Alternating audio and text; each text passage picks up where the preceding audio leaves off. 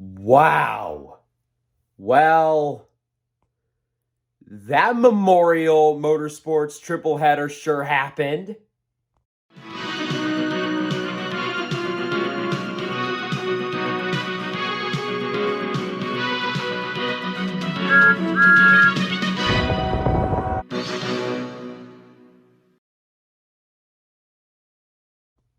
What's up, guys? It's Thomas48, 12th Man Fan here. And yes, yesterday was the Motorsports Memorial Day triple header.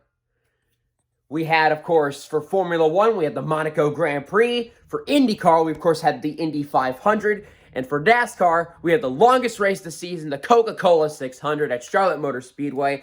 We got a lot to talk about, so let's get to it. Starting with Formula One. Now, there's not really much to say about Formula One, besides it got delayed due to rain. It was kind of like hard rain that delayed it. I don't know why or something, but they have tires that can run in the rain, so I don't know why they can't run when it's raining. I don't know how that works. But anyways, so race started. It was kind of a single file race. At Monaco, it's hard to pass. You can't get by anyone. But there is one thing that I'll say about this race. The biggest thing about this race was Mick Schumacher, one of the Haas drivers, lost control and goes straight into the barrier. And this car goes it just splits in half. That was a hard wreck that Mick took. Glad to see Schumacher climb out and glad to see that he's okay. So yeah, that was definitely the biggest thing that happened in that race. So yeah, but also congratulations to Sergio Perez. So I believe they said that was his third career win in F1. I think that's what they said. But yeah, congratulations to Perez. Well-deserved win. So he got himself a Monaco win. He won the Monaco Grand Prix, so good for him. That's one of F1's crown jewel events. So now let's get into IndyCar's big event, the Indy 500. This race was good. This race was entertaining to watch as also. There was wrecks, there were passes. It looked like for the most part it was either going to be Scott Dixon or Alex Palou. The two Ganassi cars were the ones that were kind of battling up front, all basically for the entire day. And then Pato O'Ward comes into the mix, and the other McLaren cars come in the mix as well. It was quite wild. But also, unfortunately about my boy Jimmy, he unfortunately wrecked in the Indy 500. Yep, he unfortunately crashed, and yeah, although I could say at least he led a lap. He led a lap on pit strategy, so, I guess that is something, but still I'm kind of disappointed that Jimmy didn't, get a solid finish. I mean, even if he finished the race, I would have still been happy. But, yeah, it didn't happen. And at this point, Marcus Ericsson was the leader. Pato O'Ward was second. And Pato O'Ward and Marcus Ericsson were going for the lead. And then Jimmy, of course, wrecked. So that brought everyone, down pit road. And, we had, a red flag or something to clean up the track, I guess. And this would set us up for a 2-lap shootout. Pato O'Ward, I think he ended up taking lead, but then Marcus Ericsson took it back. And Marcus Ericsson wins the Indy 500. So, congratulations to Marcus Ericsson and the first Indy 500 win for Chip Ganassi Racing in a long time. So, happy for Chip Ganassi, an IndyCar owner and a former NASCAR owner, a former NASCAR team owner. Glad to see him take the win. And, of course, Marcus Ericsson, he got the wreath, he got to drink the milk. And he got to, of course, get that sweet-looking Indy 500 trophy. So good job for Marcus Ericsson. Now, let's get into the Coca-Cola 600. There is a lot to go through. So, Denny Hamlin started on the pole with Kurt Busch second. Green flag flew, and it looked like for the most part, Kyle Busch pretty much had like the best car at the start. He was looking really well. And then Kyle Busch was leading, and then here comes Daniel Suarez. He's going to take the lead. And then he goes up in front of Kyle Busch, gets Kyle Busch loose, and Busch spun out. So yeah, that brought out the yellow. So stage one, there were some spins here and there, but overall pretty tame. And then, so yeah, that's pretty much what happened. And Chase Elliott ended up winning stage one. So glad to see that. But let's get to his teammates. So I want to talk about the 5 of Kyle Larson. So Larson had an absolute up and down race. Like, he started at the back. He crashed in He crashed in practice. Started at the rear. He worked his way to the front. Got a penalty on pit road for like a moving equipment out of the box. And then he moved his way back up to the front again. And then he goes back and forth, back and forth. Like, it's absolutely crazy how Larson stayed in this. Like, he got penalized so much, and somehow he's still able to move his way to the front. Legend. Absolute legend. I absolutely love Larson for that. Way to go, man.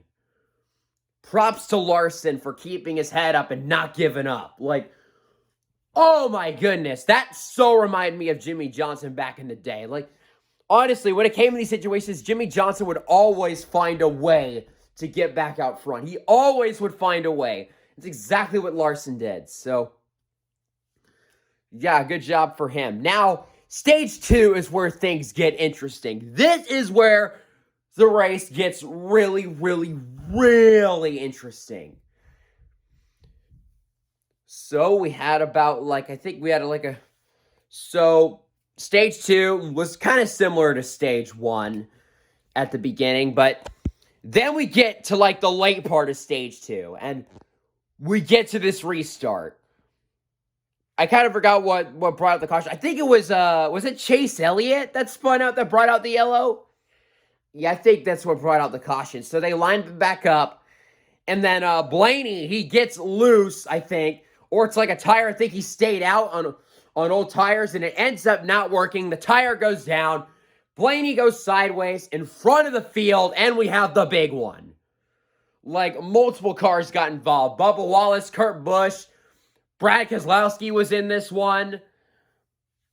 Oh my gosh, there was a lot of cars that got involved in that crash. I think William Byron also got involved as well. Wild, absolutely wild. So then we get into the rest of stage 2. It ended up being Daniel Suarez winning the second stage. Or, yeah, I think it was Daniel Suarez that won the second stage. So now we move on to stage 3. And the intensity ramped up from there. So, stage 3 ended up going to Ross Chastain. And now the end of the race. So, basically, of course, we had Daniel Suarez basically had a really good race car, but his pit crew just sucked that night. They could not get him ahead. You saw Daniel Suarez, he was just losing positions every time on pit road. He would always drop positions on pit road. Where it gets to the point where Chase Briscoe gets into him, and then Suarez gets loose. And then, oh boy, this right here. This is definitely one of the highlights of the race. So Suarez gets loose, and then Chris Buescher slams into him. Buescher goes in the grass, and then I think his tire came off, and his tire goes underneath the car, and then it lifts him up, and he just goes barrel rolling. Oh my God, we had a flip at Charlotte Motor Speedway. What? A flip at Charlotte Motor Speedway in 2022 in the Cup Series. That is wild. That is our second flip of the year, actually, too, because We had Harrison Burton, who went up and over in the Daytona 500. So this is our second flip. The second time we see the next-gen car go flipping. So, yeah, that's the second time we've seen the next-gen car go upside down. So, yeah. So we were under the red flag for a bit, and thank goodness that that Chris Buescher climbed out. I'm glad to see he's okay. So, yeah, now getting into the rest of the race. So, basically, this is how it ended. So, it came down to Chase Briscoe and Kyle Larson, which is a couple of laps ago. Briscoe was really, really, really trying to get Larson. You saw he was trying to dive it in the corners, but nothing seemed to work until he got to the inside and passed him. But Larson got the run down the back straightaway and passed him back. And then with 2 laps to go, remember when Chase Briscoe sent it into the corner at Bristol Dirt and ended up taking himself and Tyler Reddick out? Well, Briscoe pretty much did the same thing. He sends it in, and it does not work. He doesn't take Kyle Larson out. Larson was able to scoot away, but Briscoe ends up spinning himself out, and now we go to overtime. So now we go to pit road, and it ends up being Larson, Chastain, Stenhouse, and Logano.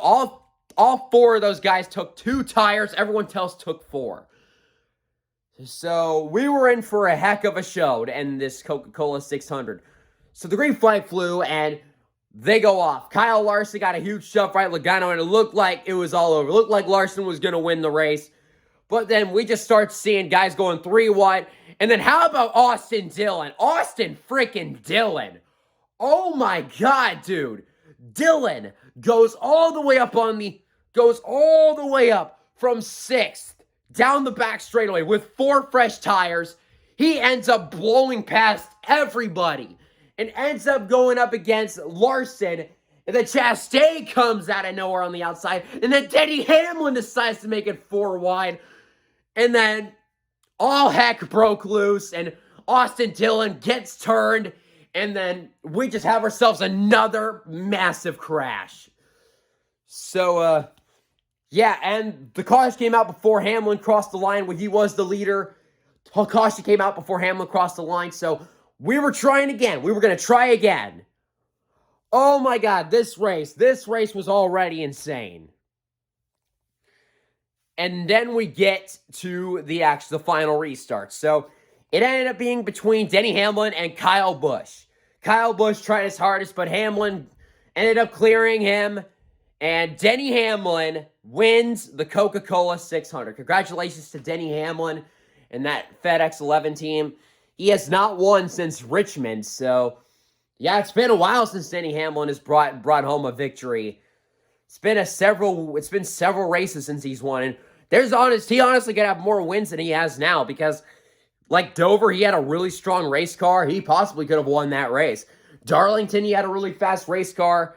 But, again, he keeps having, like, this tons of bad luck for that 11 team. So, glad to see them finally pick up another victory after everything they've gone through this year. So, well needed. And he did this without his crew chief because of the whole 4-race suspension with the incident at Dover. But, yeah, so overall, the Coca-Cola 600, best race of the day. That race was good. Like, I put the Coca-Cola 600 at the top, Indy at 500 in the middle. I would put Monaco at the bottom. Monaco was not that interesting.